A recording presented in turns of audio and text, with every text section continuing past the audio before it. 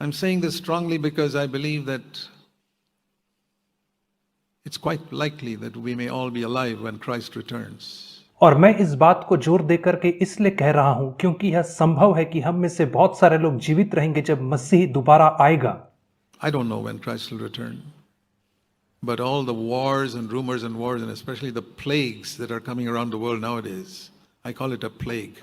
और मुझे नहीं पता मसीह कब आएगा, परंतु जो हम युद्ध देखते हैं, युद्ध की चर्चाएं सुनते हैं और विशेष करके महामारी जो आज हमारे आसपास फैल रही है, और मैं इसे महामारी ही कहना चाहूंगा. The book of Revelation says there will be such plagues towards the end of time. और प्रकाशित वाक्य की पुस्तक बताती है कि अंतिम दिनों में ऐसी महामारियां होंगी. To me, that's an indication of the coming of the Lord. और यह मेरे लिए मसीह के आने का एक स्पष्ट चिन्ह है. It's not something to be worried about.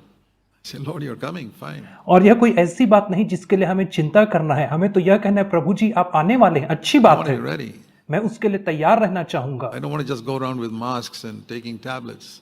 I want to see my heart is clean. और मैं केवल मास्क लगा करके या दवाइयां खा करके ऐसे ही नहीं घूमना चाहूंगा. मैं चाहूंगा कि मेरा हृदय तैयार रहे. Your masks and all, look at the fear people have of getting a little germ. और लोगों के अंदर उस भय को देखिए कि एक छोटे कीटाणु से भी कितना डर रहे हैं. They're so careful, and I believe these masks cost about hundreds of dollars now because there's such a shortage of it. और आजकल इन मास्क की कीमत 100 या उससे भी ज्यादा रुपए की हो गई है क्योंकि आज इसकी कमी हो गई है बाजार So में. careful. वे कितने सावधान हैं. Such a small, teeny weeny germ, and they allow such big sins in their life. Are they Christians or heathen? और वे एक छोटे से कीटाणु से इतना डरते हैं, परंतु वे बड़े बड़े पापों को कैसे अपने हृदय में स्थान दे देते हैं. क्या वे वास्तविकता में ये लोग मसीही हैं? The heathen being like that, I can understand. यदि एक अन्य जाति ऐसा करे तो मुझे समझ में आता है.